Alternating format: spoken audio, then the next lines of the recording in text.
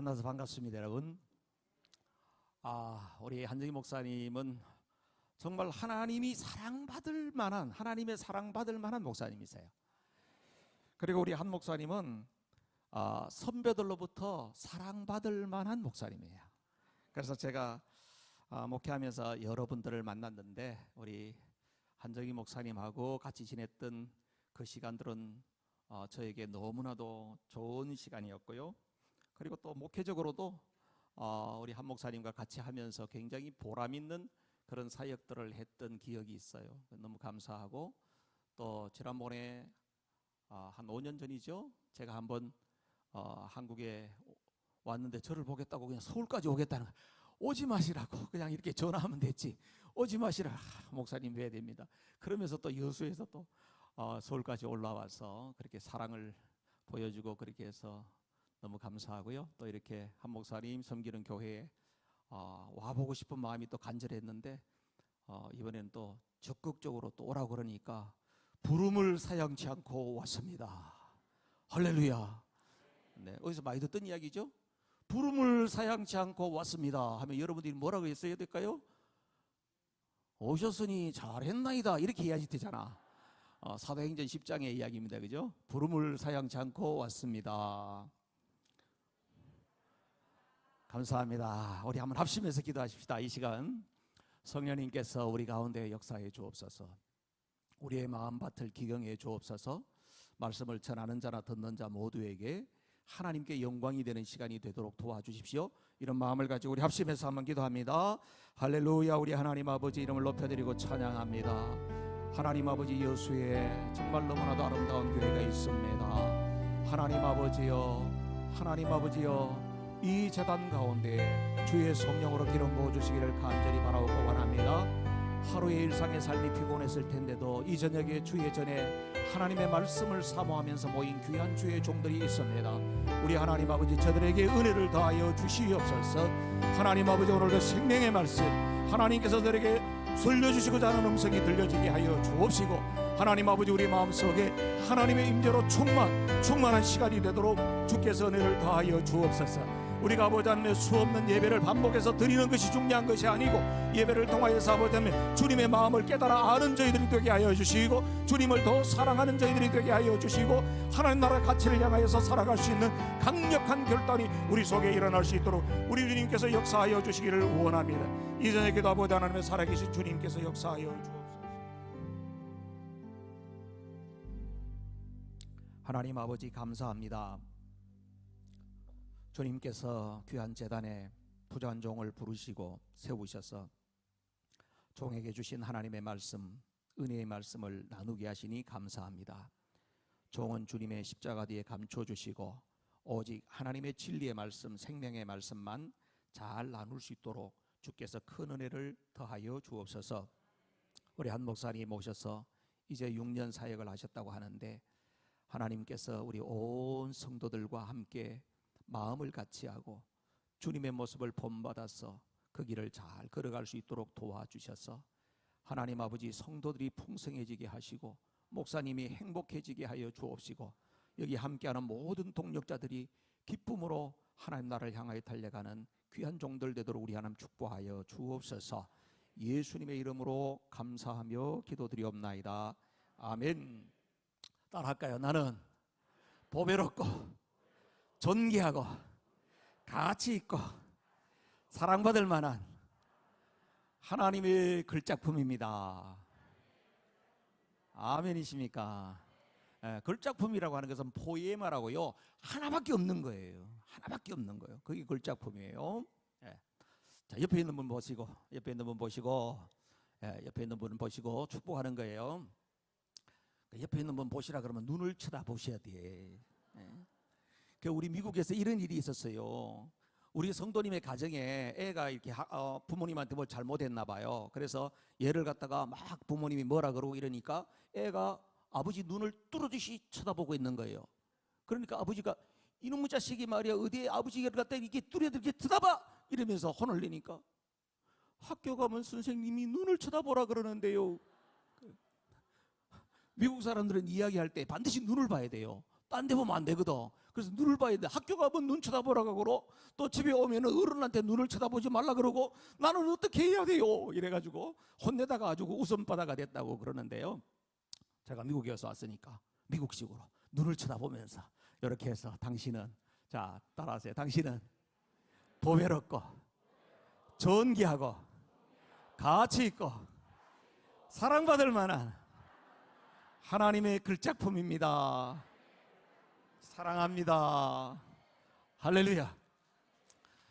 예, 할렐루야, 할렐루야, 할렐루야.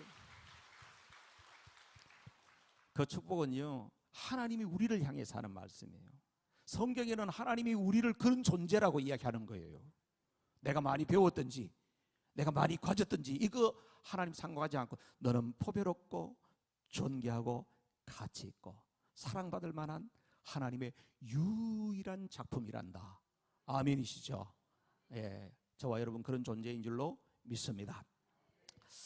제가 미국 간 지가 이제 20년째 됐어요. 세월이 언제 그렇게 가든지. 그래서 한때는 이제 미국 왔으니까 영어를 배워야 되겠는데 이거 어떻게 해야 되냐. 나이가 40살이나 돼가지고 그냥 미국에 가니까 영어도 안 되고 고민을 많이 했는데 그 ESL 클래스에 갔더니 선생님이 숙제를 내는 거예요.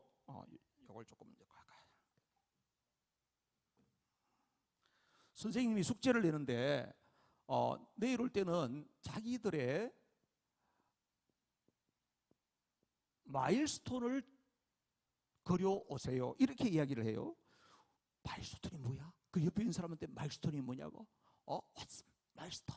마일스톤이 뭐냐고 이야기했더니 이런 이야기예요. 옛날에는요, 미국에 역마차가 다녔잖아요. 역마차가. 그래서 제가 살고 있는 데는 워싱턴 DC 근처에 있는데요. 거기에서 만약에 뉴욕으로 올라가려고 하면은 군데 이렇게 도를 갖다가 이렇게 세워가지고 뉴욕을 가려면은 뭐 250마일 남았다. 또 가다 보면 뉴욕을 가려고 그러면 뭐 150마일 남았다. 이렇게 거리를 표시하는 것이 마일스톤이에요. 마일스톤. 그래서 이것은 미국 사람들이 어떤 때 쓰느냐 하면 우리가 서로를 소개할 때에 당신의 이력이 뭡니까? 당신이 어떻게 지내왔습니까? 이야기할 때 마일스톤을 적어오라 그러는 거예요. 그래서 마일스톤? 근데 미국 사람들은 고등학교 졸업한 걸 굉장히 중요시 여겨요. 그러면 나는 몇 년도에 고등학교를 졸업하고 또 몇 년도에 대학을 들어가고 또 몇 년도에는 뭘 하고 이렇게 자기의 이력을 쓰는 거예요. 여러분들도 다 이력이 있잖아요. 살아오신 흔적이 다 있죠. 돌아보니까 어떻습니까? 나는 그래도 괜찮은 인생을 살았어. 내가 다시 태어나서 산다고 할지라도 나는 지금 살아온 그대로 살 거야. 그런 사람 있으세요? 아쉬움이 남죠. 내가 왜 그랬던가. 내 인생에 참 지우개로 지울 수만 있다고 하면 그 부분은 좀 지웠으면 좋겠어. 나의 청소년 생활 그때는 좀 지웠으면 좋겠어. 또 난 신혼에 얼마나 싸웠는지 그때는 내가 좀 지우개로 지웠으면 좋겠어. 그런 것들이 많잖아요. 그죠? 우리가 일단 쭉 살고 났더니 인생을 이렇게 쭉 살고 났더니 결국은 우리 인생은 참 힘든 세월 지났구나. 내가 어디에 누구에게 내 인생을 자신 있게 드러내놓을 만큼 그런 삶을 살지 못했구나 하는 것이 대부분의 사람들이에요. 왜 그랬을까요? 우리는 잘 몰라서 그런 거예요. 잘 몰라서 살다 보니까 그렇게 살아와 버린 거예요. 그런데 하나님께서는요, 우리 인생을 네 마음대로 그렇게 살아라 이렇게 안 해놨단 말이에요. 하나님께서는 우리 인생이 어떻게 해야지 복 있고 어떻게 해야 가장 행복한 인생이 될 것인가를 우리에게 미리 다 가르쳐 줬어요. 미리 그것을 배웠다고 하면 우리가 내 마음대로는 살지 않았을 것이다 이거예요. 하나님께서 미리 말씀해 주신 것이 바로 뭐냐면 하나님께서는 반드시 은혜를 받아야 된다. 하나님의 은혜가 아니면 살 수가 없다. 그 다음에요, 하나님께서는 은혜 받았나? 반드시 구원받아야 된다. 하나님께서는요, 반드시 구원받아야 돼. 이 세상에 태어난 사람 반드시 구원받아야 돼. 그리고 나서요, 반드시 세례가 필요하다. 세례는 뭐예요? 내가 죽고 주님이 주인이 되는 거거든요.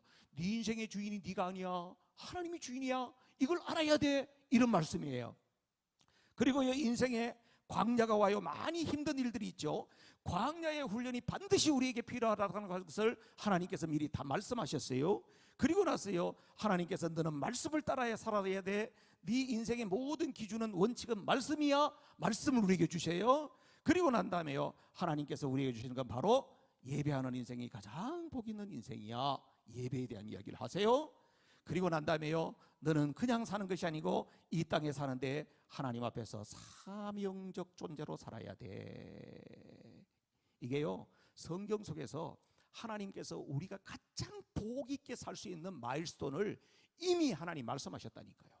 이걸 깨닫고, 이걸 깨닫는데 어리면 어릴수록 좋겠지. 그렇죠? 이거 목사님, 나는 7학년이야 지금. 내 인생의 방향을 바꾸기에는 너무나도 힘이 들어. 그래도 지금이라도 바꾸면 좋습니다. 할렐루야. 그렇죠? 우리 자녀들에게도 이 꿈과 비전을 심어주면 훨씬 더 좋겠죠. 그렇습니다.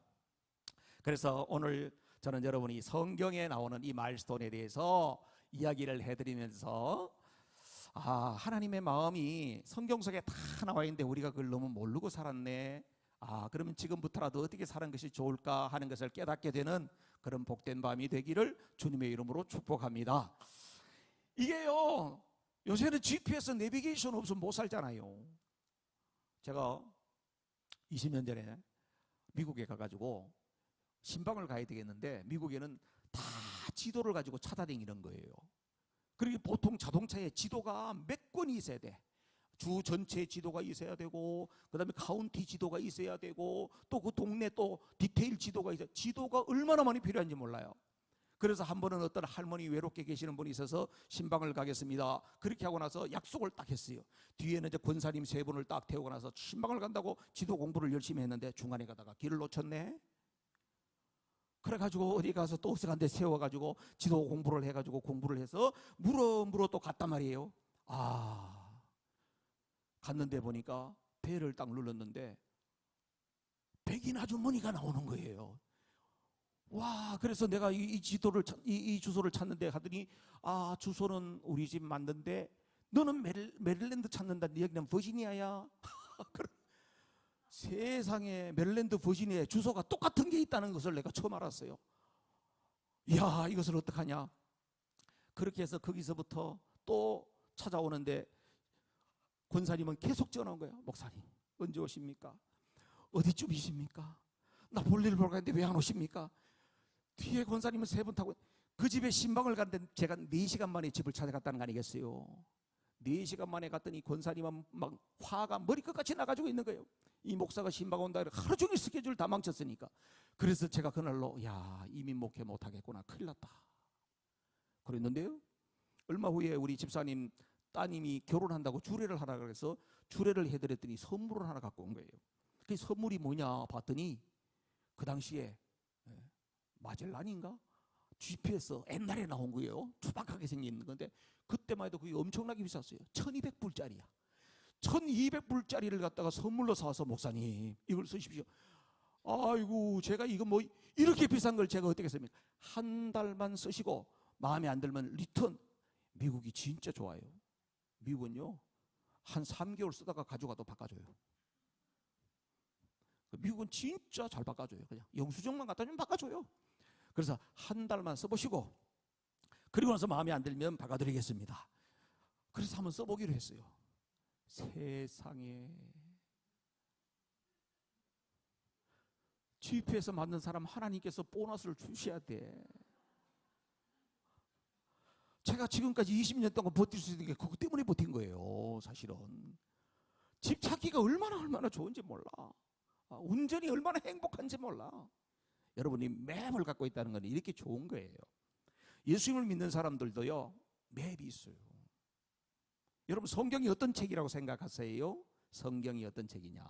디모데후서 3장 15절 말씀. 자막이 들까요? 안 들까요? 디모데후서 3장 15절 말씀. 성경 찾으셔야 되고요. 성경은, 내가 어려서부터 성경을 알았나니, 성경은 어떤 책이라고? 성경은 구원의 책이라는 거예요. 다 같이 읽어볼까요? 시작. 또 어려서부터 성경을 알았나니 성경은 능히 너로 하여금 그리스도 예수 안에 있는 믿음으로 말미암아 구원에 이르는 지혜가 있게 하느니라. 아멘. 성경은요 구원의 책이에요. 그 어떤 사람들은 보면 성경에 창조 이야기하면서 하나님이 좀 어차피 쓸 거 좀 더 잘 써놓지. 성경은요 창조의 비밀을 밝히는 책이 아니에요. 성경은 구원의 책이에요. 여러분, 성경은 성경 읽고 구원받아야 돼요. 성경은 우리를 구원하기 위한 책이에요. 성경은 죄인들이 구원받아서 하나님이 백성이 되는 비밀을 이야기해 주는 책이에요. 할렐루야. 두 번째 17절 말씀 보세요. 디모데후서 3장 17절 말씀이에요. 이는 하나님의 사람으로 온전케 하며 모든 선한 일을 행하기에 온전케 하는 책이라고 되어 있을 거예요. 자, 17절 다 같이 읽을게요. 시작. 이는 하나님의 사람으로 온전케 하며 모든 선한 일을 행할 능력을 갖추게 하려 함이라. 아멘. 이 말은 무슨 말이냐? 구원받은 사람이, 구원받은 하나님의 백성들이 어떻게 하나님의 사람답게 사느냐, 그거에 대한 이야기가 성경에 나오는 말씀이라는 거예요. 할렐루야. 그래서 여러분, 창세기부터 요한계시록까지는 다 이 말씀입니다.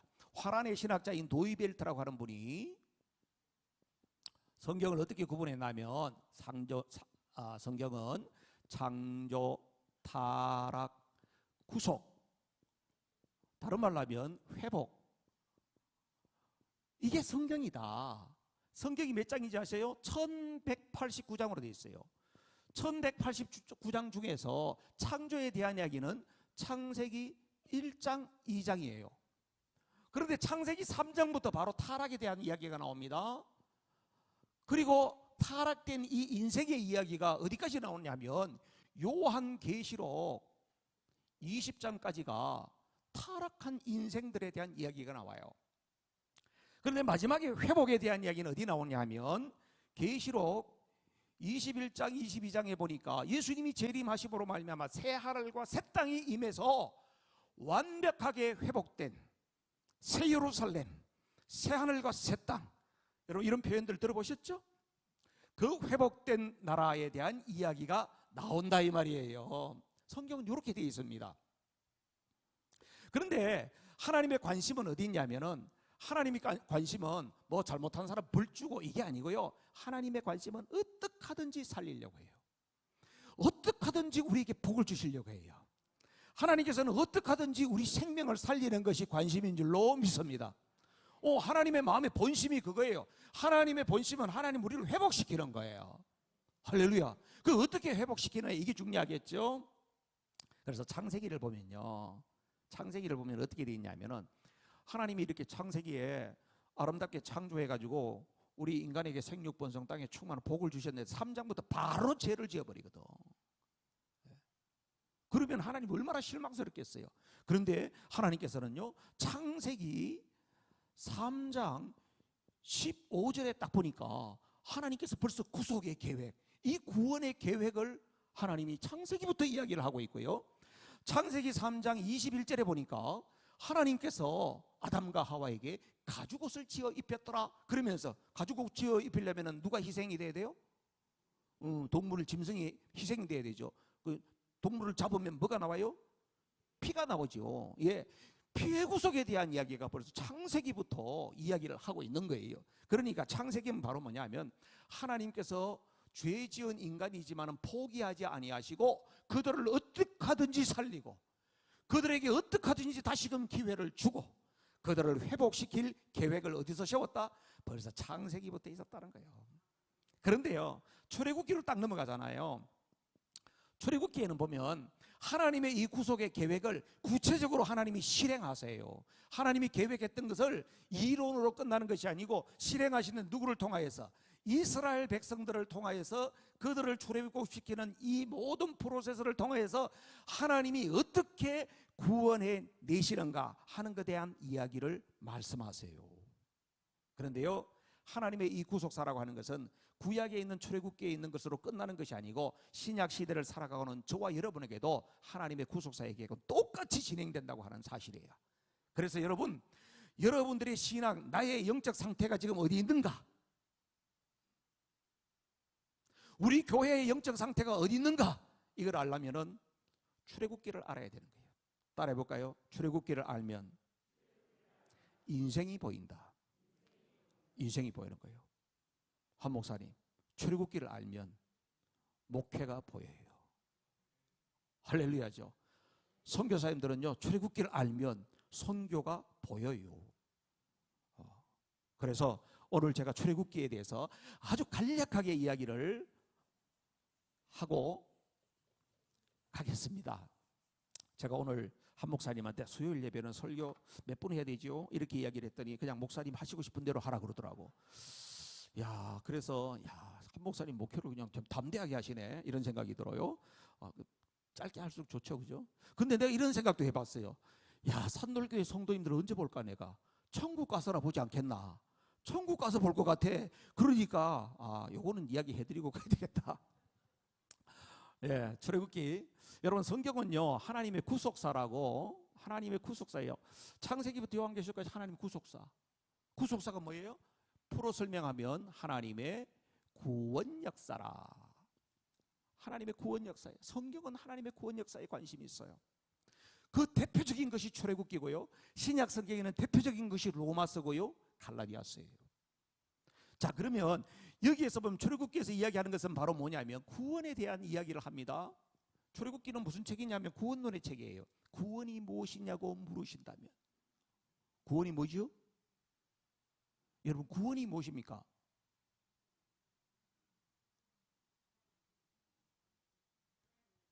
하나님을 믿는 게 구원이다. 하나님의 은혜. 오케이. 하나님의 은혜가 구원이다. 오케이. 또 나는 이게 구원이라고 생각합니다. 10원에서 하나 모자라는 게 구원입니다. 어떤 교회는 가면 구원이 뭡니까 물어보면요, 죽어서 천국 가는 거요, 이렇게 대답하는 사람들이 많아요. 그 말을 또 틀렸다고 말할 수는 없어요. 그런데 그것은 구원을 설명하기에 충분하진 않아요. 여러분, 구원이라고 하는 것은 단순히 죽어서 천국에 가는 것만 말하는 게 아니에요. 구원은요, 시작이 있고요, 과정이 있고요, 완성이 있어요. 이걸 보고 뭐라 그러냐면 구원의 3시제라고 그래요. 시제가 뭔지 아시잖아요, 그죠? 과거, 현재, 미래를 시제라 그래요, 그죠? 그래서 이 시작을 보고 뭐라 그러냐면 신학에서는 칭의라 그래요. 요거는 과거예요. 여러분들이 누군가에게 전도를 받아가지고 예수님을 영접하는 딱 그 순간에 여러분들은 구원받는 거예요. 내가 예수님을 영접하는 그 순간에 구원받는 거예요. 그것이 어느 과거에 있었겠죠.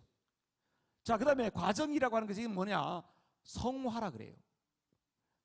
현재적 구원이라고 이야기해요. 그리고요, 완성이라고 하는 것은 영화라고 그래요. 그래서 여러분이 주님 앞에 서는 그 순간에 우리가 영화의 단계로 갈 수가 있고요, 예수님께서 재림해 오시는 그 순간에 우리가 어떻게 해요? 데살로니가에서 홀연히 변화하리니, 홀연히 변화한다 그러잖아요. 그것이 영화의 단계로 바뀐다는 것을 말하고 있죠. 그래서 구원이라고 하는 것은 단순히 천국 가는 걸 말하는 게 아니고 시작 과정, 이 모든 프로세스를 다 구원이라고 그래요. 아까 출애굽기 3장 7절 8절 말씀을 읽었는데요, 그것이 출애굽기에서 굉장히 중요한 요절이에요. 거기에 보면요 7가지 동사가 나오거든요. 성경 자세히 보세요, 여러분. 거기에 동사가 뭐 있는지. 보고 있어요? 보고. 보고 나옵니까? 보고. 동그라미 치세요. 보고. 그 다음에 거기 보면 듣고 나옵니까? 오케이, 듣고. 그 다음에 알고. 그렇습니다. 알고 있습니다. 또 뭐가 있어요? 내려가서. 오케이, 내려가서. 그 다음에 또 뭐 있어요? 건져내고. 오케이, 건져내고 있습니다. 그 다음에 인도하여. 오케이, 인도하여. 그리고 마지막에는 데려가려 하노라, 그렇게 되어 있을 거예요. 여러분, 그 7가지 동사가 왜 중요하냐 하면요, 그 7가지 동사를 가지고 잘 설명을 해보면 출애굽기 1장부터 40장까지 나오는데 하나님의 구속사가 설명이 쫙 되거든. 그러니까 그게 너무나도 중요한 거예요. 따라해보세요. 보고, 듣고, 알고, 내려가서 건져내고 인도하여 데려가려 하노라. 네, 1장 2장에는요 보고, 듣고, 알고예요. 1장 2장. 그 다음에요 3장에서 11장까지 나오는 이야기는요 내려가서예요. 그리고요 12장은요 굉장히 중요한데요 건져내고예요. 그리고 13장에서 24장까지는요 인도하여.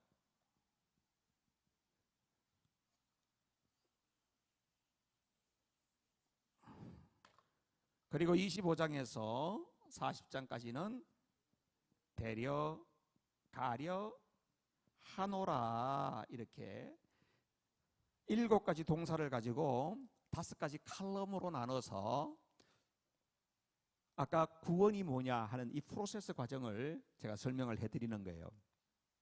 자, 1장 2장에 보니까 보고 듣고 알고인데 뭘 보고 듣고 알았냐 이거예요. 뭘? 이스라엘 백성들이 애굽에 내려갈 때는 요셉 이후에 집단적으로 이주를 했는데 그때는 굉장히 대우받고 갔잖아요. 그죠? 예.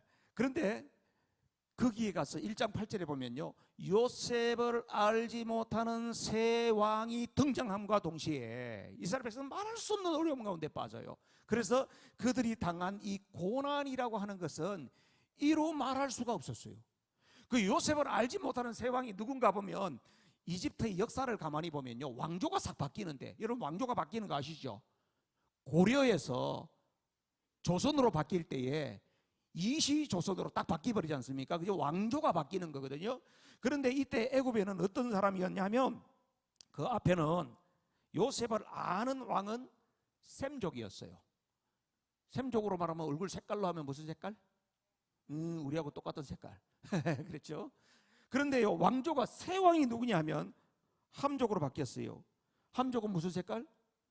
흑인이죠. 흑인. 그죠? 그 원래 이집트가 아프리카 제일 북단에 있지 않습니까? 그죠?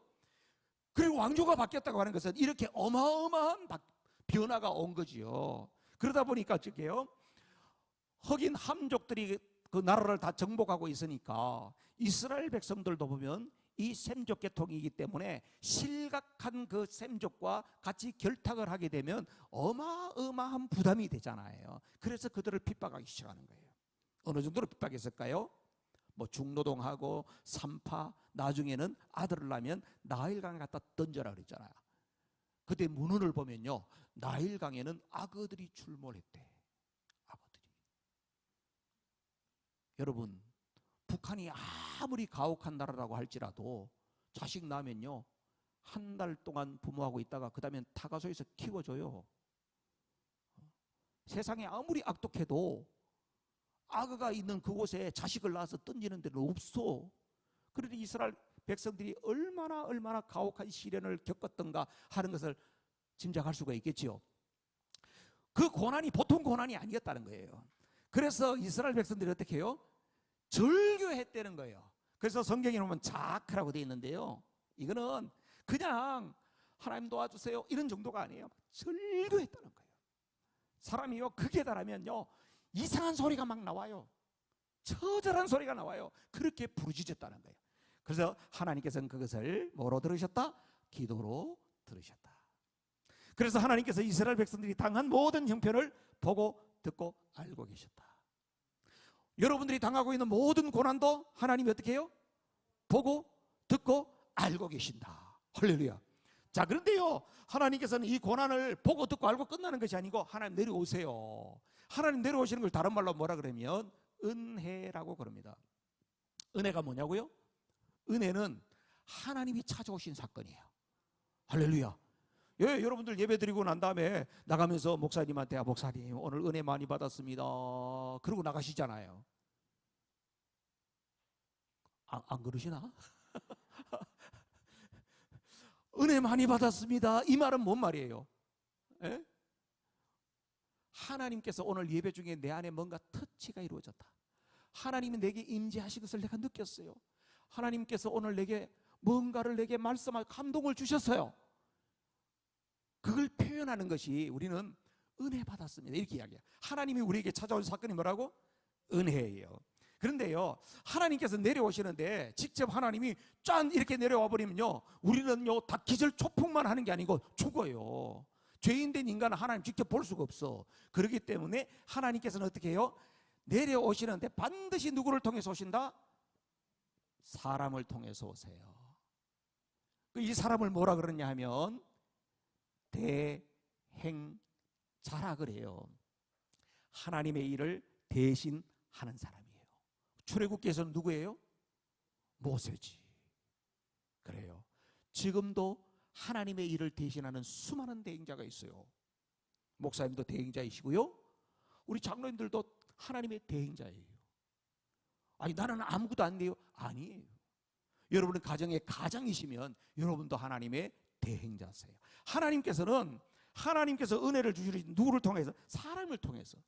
그래서 여러분 사람을 귀하게 여겨야 된다니까요. 그래서 이 사람을 통해서 하나님께서 그 다음에 건져내시는데, 어떻게 건져낸다고 하는 말은 뭐예요? 건져낸다? 이걸 보고 구원이라 그래요.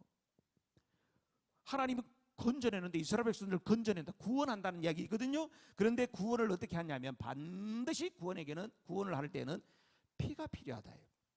그래서 12장에는 저게 유월절장이거든. 유월절. 그래서 구약 성경에는요 구원할 때에 유월절 어린 양의 피가 필요했고요, 신약 성경에는 구원하는데 무슨 피가 필요합니까? 예수님의 십자가 보혈이 필요한 것이다. 그래서 예수님의 십자가의 보혈을 믿는 모든 사람들은 구원받는 줄로 믿습니다. 굉장히 중요한 장이 12장이에요. 자, 그러면 구원받았다. 그럼 구원받으면 끝나는 거 아닙니까? 구원받았으면 끝이 아니에요. 여러분, 하나님께서 우리를 구원을 주시고 끝. 자, 여러분들이 인생에서 이제 구원받는 게 최대의 목표니까 이제 구원받았으면 끝 하면 어떻게 돼요? 예수님을 영접하는 순간에 우리는 꼴까닥 다 죽어야 돼. 그래서 그냥 바로 천국으로 가셔야 되는데, 예수님 영접하고 나서 여러분 멀쩡히 잘 살고 계시잖아요. 그러니까 뭐가 있다는 거예요? 아, 구원받고 나서 그 뒤에 뭐가 있구나. 있어요. 자, 거기에 보니까 하나님께서 이렇게 인도하신다고 그러는데요, 세 가지 모습으로 인도를 하세요. 13장, 14장은 어디로 인도했냐? 홍해로 인도하시고, 15장에서 18장까지는 광야로 인도하시고, 19장에서 24장까지는 시내 산으로 인도하시더라 이거예요. 이스라엘 백성들을. 자, 홍해로 인도하는 건 뭘 말하느냐 하면요, 여러분 고린도전서 10장 1절 2절에 보면 사도 바울이 이렇게 이야기해요. 우리 조상들을 저 구름과 물 아래서 세례를 받게 하시고. 사도 바울이 지금 광야 백성들 이야기한 거예요. 자기 이스라엘 조상들. 구름 기둥, 불 기둥가 있었잖아요, 그죠? 구름과 물 아래라고 하는 것은 홍해를 말하는 거예요. 그걸 통해서 뭘 했다고? 세례를 받았다는 거예요. 그래서 홍해는 다른 말로 하면 세례다 이렇게 말할 수 있어요. 세례. 여러분 세례 받으셨나요? 예수 믿으면 세례를 받아야 되나요? 세례 안 받으면 안 되나요? 세례 안 받아도 되지 뭐. 그렇나요? 세례를 받아야 돼요. 세례가 뭔지 아세요? 세례는 이렇게 물 세례, 성부, 성자, 성령으로 세례를 주노라, 요거만 말하는 게 아니에요.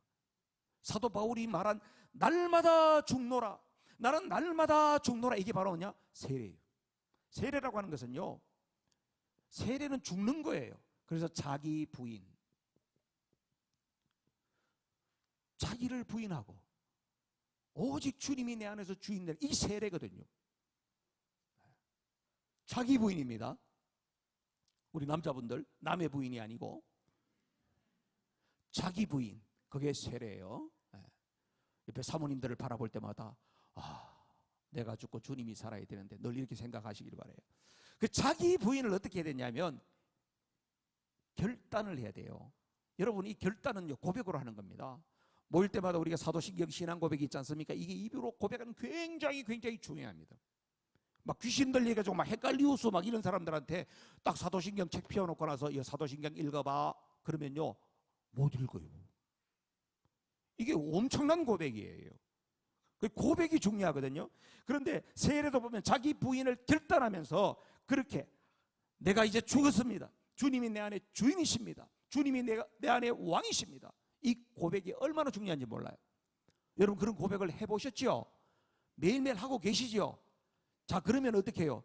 그렇게 고백한 대로 잘 돼요, 안 돼요? 마음은 원이로되 육신이 약해서 잘 안 될 때가 많잖아요, 그죠? 하나님이 우리를 너무너무 잘 아세요. 그렇기 때문에 어떻게 해요? 광야로 우리를 인도하시는 거예요. 여러분 예수 믿으면 다 잘 돼야 될 것 같은데 예수 믿고 나서도 정말 힘들게 사는 분들이 많아요. 제가 열심히 그냥 목회를 했어요. 미국까지 가가지고 그냥 하나님의 부르신 줄 알고 그냥 열심히 가서 했다니까. 그럼 좀 잘 돼야 될 거 아니에요. 막 교인이 막 나를 수를 했어. 고소를 했어. 왜 고소를 했냐? 장로 시켜달라는데 내가 장로를 안 시켜줬거든. 아니 집사님, 장로를 뭐 목사가 호주머니에서 줄 수 있는 겁니까? 그걸 어떻게 그렇게 저한테 그렇게 요구를 하십니까? 아이고, 목사님이 그래도 마음만 먹으면 목사님이 말하면 다 되지. 해주시오. 아니 집사님이 이제 70이 다 하셨는데 그걸 그렇게 해가지고 어거지를 부린다고 되는 게 아니죠. 정무점은 명예장로라도 주시오. 아이 장로님 명예장로가 또 어디 있습니까? 명예장로가 어디 있어요? 나는 명예장로는 못 봤어요. 목사님 정 그럴 겁니까? 나는 죽어서라도 내 피석이라도 장로라고 세게 하겠어요.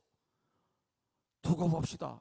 이러더니 가더니 이거 법원에서 나한테 편지가 왔어. 네가 고소를 당했으니까 변호사를 준비해가지고 부르면 오라고. 얼마나 변호사가 그 사람 보낸 거 보니까 680만 불 손해배상 수를 했어. 여러분 680만 불이 얼마인지 아세요? 지금 환율이 더 올라가지고 한 75억대. 저한테 75억 손해배상을 했어. 세상에. 목사님한테 왜 그런 일이 생기죠? 하나님께서 광야의 길을 가게 하시는 거예요.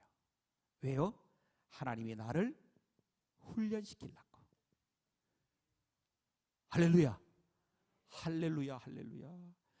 지나고 나니까요, 그런 고난과 연단이 저에게 얼마나 약이 된지 몰라. 그런 고난과 연단이 없었으면 저도 이상한 목사가 됐을 가능성이 진짜 많아요. 제가 저를 봐도 그런 기질이 많아.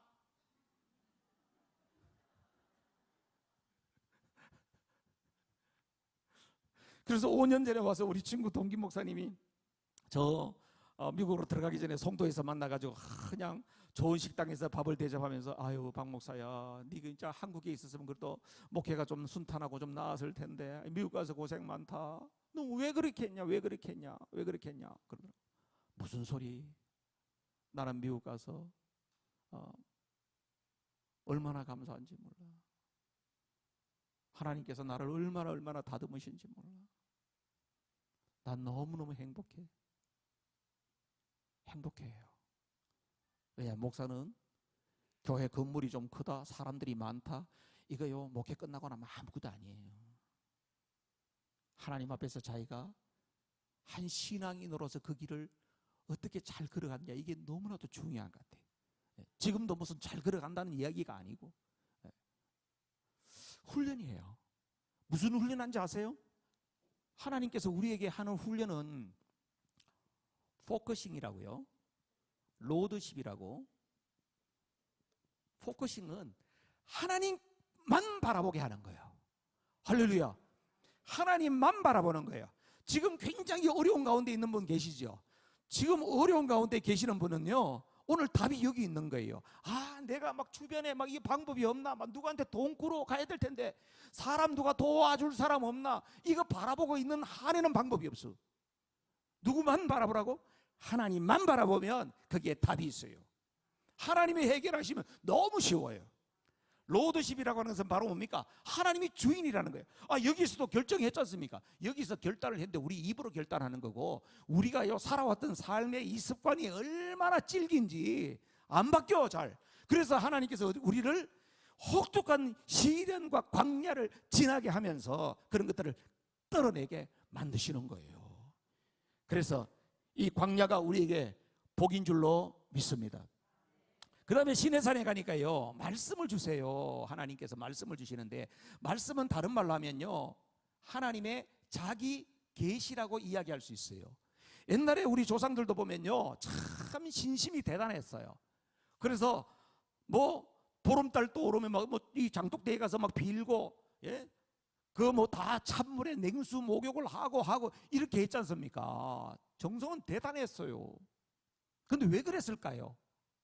신이 있다고 하는 것을 알았는데 신이 어떤 분인지 몰랐던 거예요. 사람이 신의 존재를 어떤 분이라는 것을 알 수 있어요, 없어요? 없잖아요. 없죠. 절에 가면 이렇게 부처가 이렇게 있죠. 우리는 중고등학교 다닐 때 이렇게 까불었어요. 돈 낼래, 꿀밥 맞을래?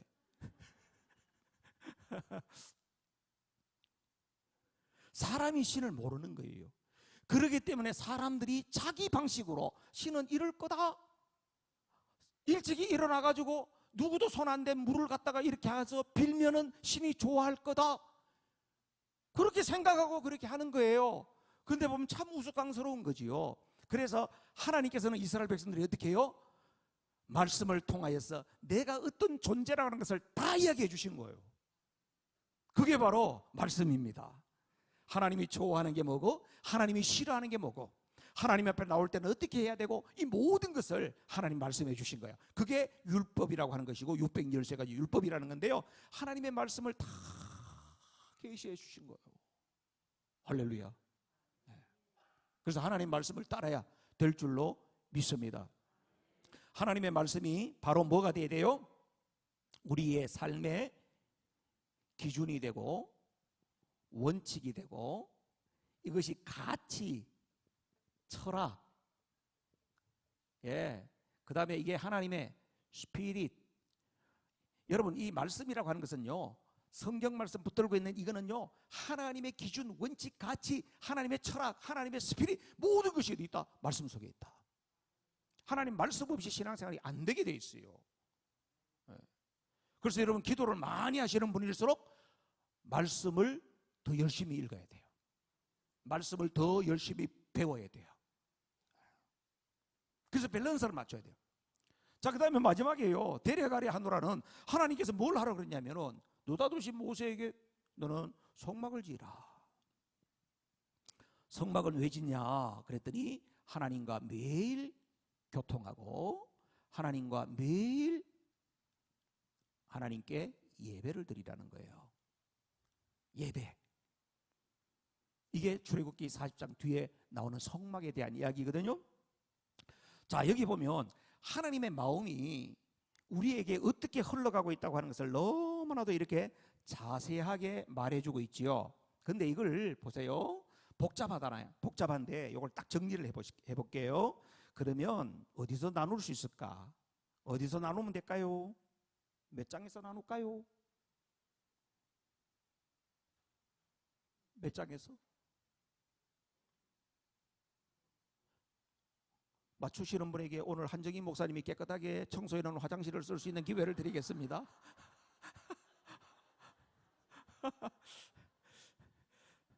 12장을 나눌 수 있겠죠, 그죠?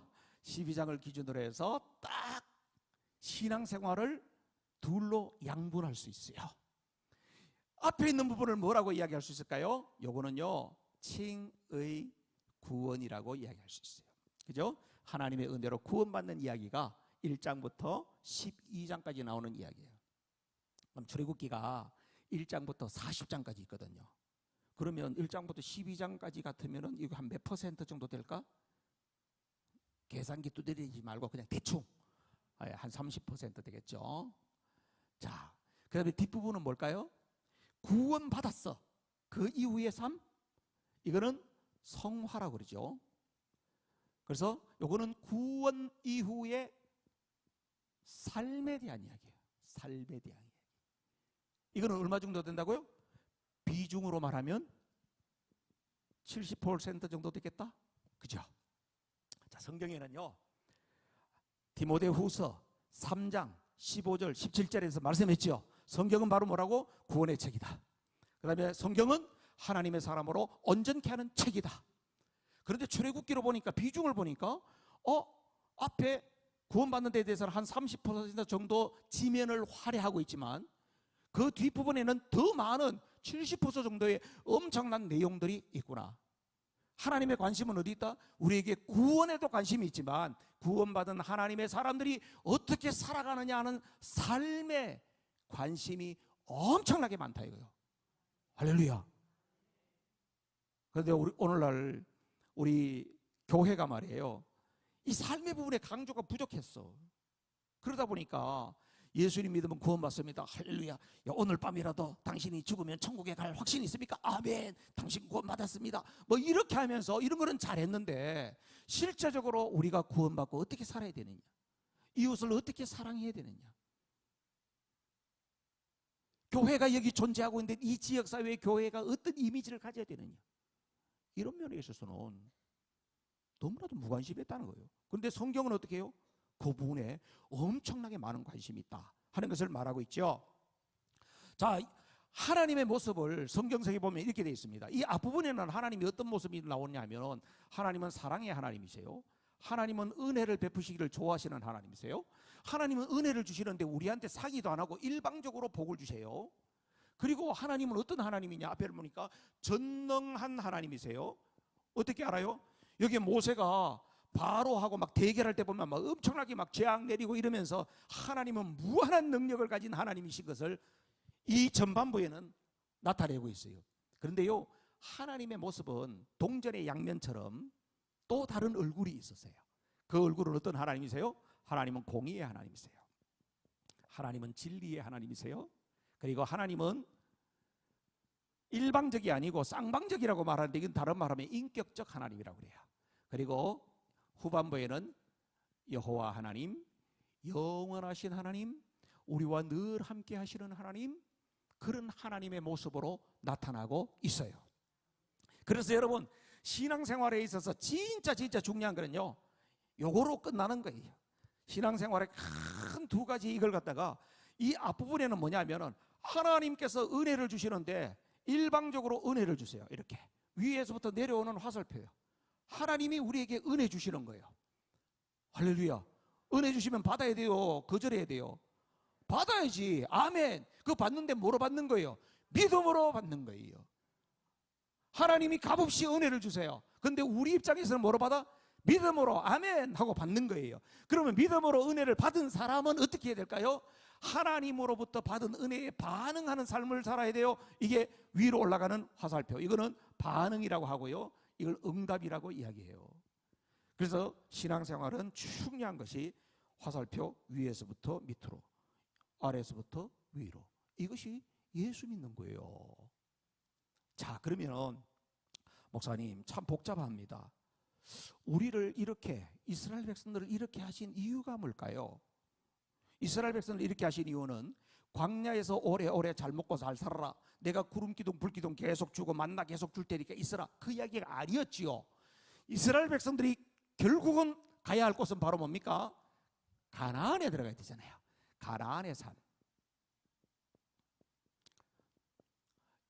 자, 여기에 나오는 이 모든 프로세스는, 이 프로세스는 가나안의 삶을 멋지게 살아내기 위해서 하나님께서 허락하신 그 과정들이었다 하는 것입니다. 그럼 가나안의 삶이 뭘까요? 가나안의 삶. 자, 가나안의 삶이라고 하는 것은요, 여러분, 좀 어려운 용어인데요, 선십과 킹십이 회복되는 삶을 말해요.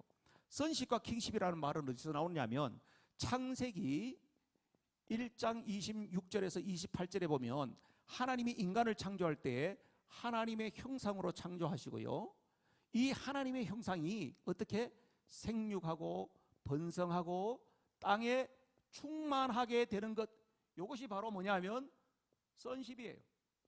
하나님의 자녀됨의 복이에요. 그리고 하나님께서 어떻게 해요? 땅을 정복하고 다스리라. 이것은 바로 뭐냐면 하나님이 온 우주 만물의 주인이시기 때문에 하나님이 다 하셔야 되는데 누구에게? 아담과 하와에게, 인간에게 하나님의 엄청난 특권을 네가 가져라 이렇게 준 거예요. 그게 바로 뭐라고요? 킹십이에요. 통치권이라는 거예요.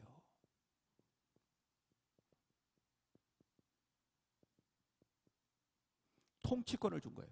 그런데 죄로 말미암아 이거 다 잃어버렸거든요.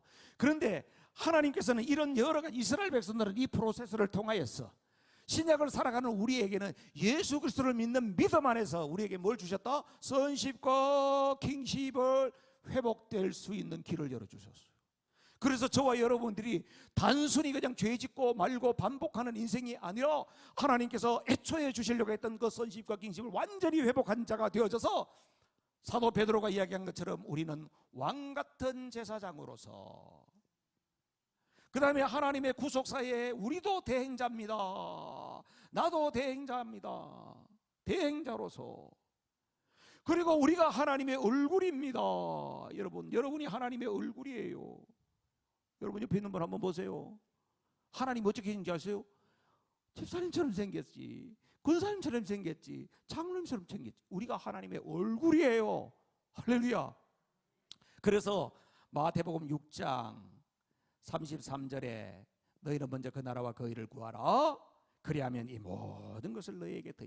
하나님께서 이 구속사의 프로세스대로 너희들이 그렇게 살아가 봐라. 그러면 내가 너희들의 모든 필요를 채운다. 내가 너희들의 모든 것을 해결해 준다. 하나님께서 약속하신 것이 바로 마태복음 6장 33절이에요. 그래서 여러분, 이런 믿음과 이런 가치를 가지고 살아가는 사람이 그냥 살아가는 것이 아니고 이건 뭐라 그래요? 사명적 존재라 그래요. 산돌교회 모든 성도들은 사명적 존재로 살아가기를 주님의 이름으로 축복합니다. 사명적 존재로 사는 거예요. 사명적 존재. 여러분 요즘에 이런 이야기도 있죠. 여러분, 미셔널 처치라고. 미셔널 처치. 미셔널 처치가 뭐냐 하면은요, 꼭 선교사로 어디 뭐 아프리카로 동남아로 나가는 것이 아니라 성도들이 자기의 삶의 자리에서 선교사의 마인드로 살아가는 거예요. 제가 중국에 있는 연변과기대에 평신도 전문인 선교사를 15년 동안 후원했어요. 작년에 중국에서 추방돼서 쫓겨났어요. 그리고 난 다음에 갈 데가 없어가지고 목사님 1년만 안식년 해주세요. 1년 동안 또 생활비 지원해주고 그렇게 해서 지냈어요. 그리고 난 다음에 이번에 만났어요.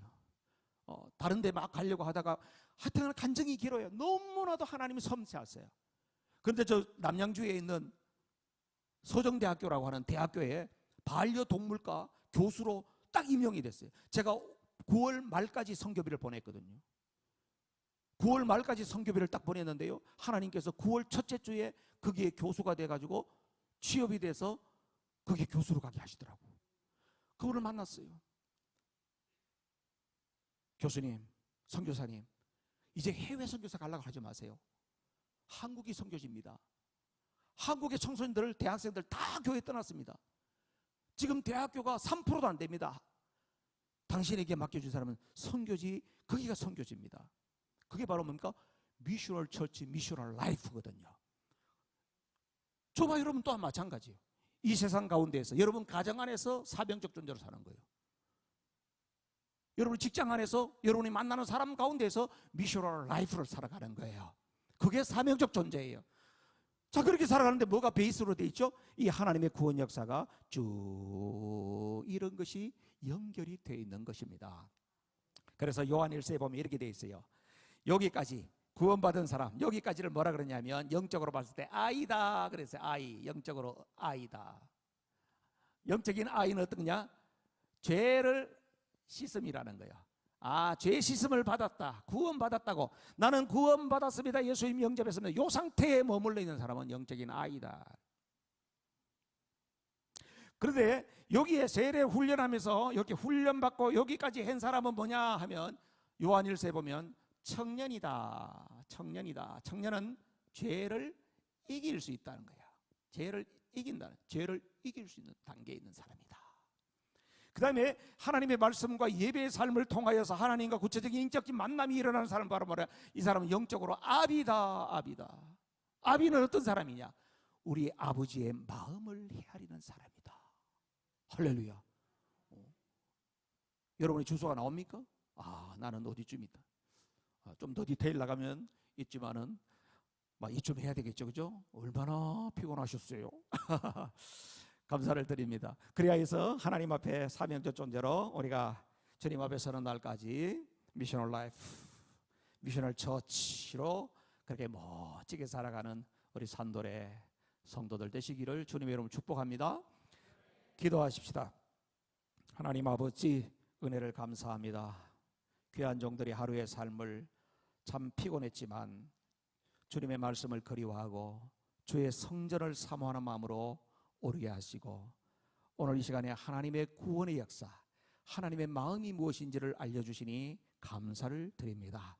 구약의 이스라엘 백성들에게 행하셨던 그 놀라운 일들이 신약 시대를 살아가는 우리에게도 똑같은 방식으로 행하시고 예수님이 재림에 오실 때 이것이 완성되는 날인 줄로 믿습니다. 하나님 아버지, 내가 지금 영적으로 어디 있나 하는 것을 돌아보게 하여 주셔서 부지런하여 게으르지 말고 열심을 품어 주를 섬기게 하여 주옵시고 하나님 아버지 끝까지 사명 감당하는 우리 모두가 되도록 주께서 큰 은혜를 더하여 주시옵소서. 목사님과 우리 장로님, 교회 모든 성도들이 한마음 한뜻 되어져서 하나님 나라를 세워가는 일에 전심전력할 수 있도록 도와주시고 하나님 아버지 산돌교회에 하나님 나라를 세우는 일에 걸림돌, 방해돌 있으면 하나님께서 제하여 주셔서 하나님의 이름이 더욱더 높임을 받고 온 성도들이 복된 행복한 믿음 생활할 수 있도록 은혜를 더하여 주옵소서. 예수님의 이름으로 축복하고 기도하옵나이다. 아멘.